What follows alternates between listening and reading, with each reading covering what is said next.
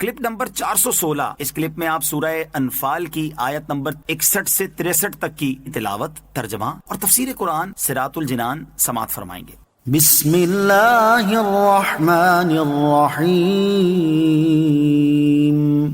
ترجمہ: اللہ کے نام سے شروع جو نہایت مہربان رحمت والا ہے۔ وَإِن جَنَحُوا لِلسَّلْمِ فَاجْنَحْ لَهَا وَتَوَكَّلْ عَلَى اللَّهِ إِنَّهُ هُوَ السَّمِيعُ الْعَلِيمُ۔ ترجمہ: اور اگر وہ صلح کی طرف مائل ہوں تو تم بھی مائل ہو جاؤ، اور اللہ پر بھروسہ رکھو، بے شک وہی سننے والا جاننے والا ہے۔ وَإِن جَنَحُوا لِلسَّلْمِ فَاجْنَحْ لَهَا، اور اگر وہ صلح کی طرف مائل ہوں تو تم بھی مائل ہو جاؤ۔ اس سے پہلی آیت میں اللہ تعالیٰ نے اپنے مومن بندوں کو دشمنوں کے مقابلے میں قوت کی تیاری اور انہیں خوفزدہ کرنے کا سامان کرنے کا حکم دیا، اور اس آیت میں یہ حکم دیا کہ اگر وہ صلح کی طرف مائل ہوں اور صلح کی درخواست کریں تو ان کی صلح قبول کر لو۔ کفار سے صلح سے متعلق 3 مسائل۔ اس آیت میں کفار سے صلح کا ذکر ہوا، اس مناسبت سے یہاں ہم صلح سے متعلق 3 مسائل ذکر کرتے ہیں۔ نمبر 1، اگر صلح مسلمانوں کے حق میں بہتر ہو تو صلح کرنا جائز ہے، اور اگرچہ کچھ مال لے کر یا دے کر صلح کر لی جائے اور صلح کے بعد اگر مصلحت صلح توڑنے میں ہو تو توڑ دیں، مگر یہ ضروری ہے کہ پہلے انہیں اس کی اطلاع کر دیں، اور اطلاع کے بعد فوراً جنگ شروع نہ کریں، بلکہ اتنی مہلت دیں کہ کافر بادشاہ اپنے تمام ممالک میں اس خبر کو پہنچا سکے۔ یہ اس صورت میں ہے کہ صلح میں کوئی مدت معین نہ کی گئی ہو، اور اگر مدت معین کی گئی ہو تو مدت پوری ہونے پر اطلاع دینے کی کچھ حاجت نہیں۔ نمبر 2، جس مشرک سے معاہدہ کیا جائے وہ مشرکین عرب میں سے نہ ہو، کیونکہ عرب کے مشرکین سے صرف اسلام قبول کیا جائے گا یا جنگ۔ نمبر 3، مرتد ہونے والوں سے صرف اسلام قبول کیا جائے یا ان سے جنگ کی جائے، ان سے نہ صلح جائز ہے اور نہ جزیہ لینا جائز ہے۔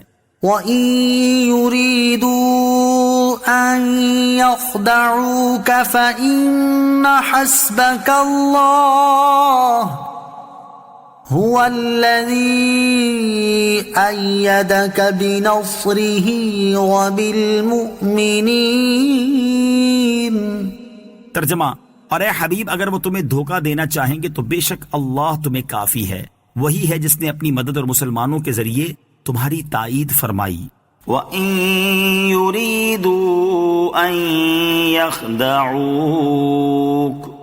اور اگر وہ تمہیں دھوکہ دینا چاہیں، یعنی اے حبیب صلی اللہ تعالی علیہ وآلہ وسلم اگر کفار دھوکہ دینے کے لیے صلح کی پیشکش کریں تو اللہ تعالیٰ تمہیں ان کے فریب سے بچائے گا کہ تمہیں کسی طریقے سے خبر دے دے گا۔ هو الذی ایدک بنصرہ وبالمؤمنین، وہی ہے جس نے اپنی مدد اور مسلمانوں کے ذریعے تمہاری تائید فرمائی۔ بدر میں اللہ تعالیٰ کی مدد تو وہ تھی جو فرشتوں کے ذریعے آئی، اور مسلمانوں کے ذریعے مدد وہ تھی جو مہاجرین و انصار کے ذریعے پہنچی۔ مدد الہی کی صورتیں، اس سے معلوم ہوا کہ اللہ تعالیٰ کی مدد فرشتوں کے ذریعے بھی ہوتی ہے اور نیک بندوں کے ذریعے بھی، نیز ظاہری اسباب کے ساتھ بھی ہوتی ہے اور ظاہری اسباب سے ہٹ کر بھی۔ وَأَلَّفَ بَيْنَ قُلُوبِهِمْ لَوْ أَنفَقْتَ مَا فِي الْأَرْضِ جَمِيعًا مَا أَلَّفْتَ بَيْنَ قُلُوبِهِمْ وَلَكِنَّ اللَّهَ أَلَّفَ بَيْنَهُمْ إِنَّهُ عَزِيزٌ حَكِيمٌ۔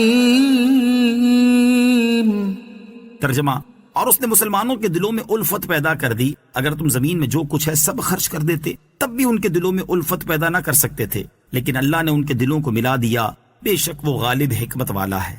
وَأَلَّفَ بَيْنَ قُلُوبِهِمْ، اور اس نے ان کے دلوں میں الفت پیدا کر دی۔ انصار کے 2 قبیلے اوس و خزرج کے درمیان شروع ہونے والی عداوت برسوں سے چلی آ رہی تھی، اور ان کی باہمی عداوت اس حد تک پہنچ گئی تھی کہ انہیں ملا دینے کے لیے تمام سامان بیکار ہو چکے تھے اور کوئی صورت باقی نہ رہی تھی۔ ذرا ذرا سی بات میں بگڑ جاتے اور برسہ برس تک جنگ باقی رہتی، الغرض کسی طرح 2 دل نہ مل سکتے تھے۔ جب رسول کریم علیہ الصلوۃ والسلام مبعوث ہوئے اور عرب کے لوگ آپ پر ایمان لائے اور انہوں نے آپ کی اتباع کی تو یہ حالت بدل گئی، اور اللہ تعالیٰ نے ان کے دلوں میں الفت پیدا کر دی، دلوں سے دیرینہ عداوتیں اور کینے دور ہوئے اور ایمانی محبتیں پیدا ہوئیں۔ یہ رسول کریم صلی اللہ تعالی علیہ وسلم کا روشن معجزہ ہے۔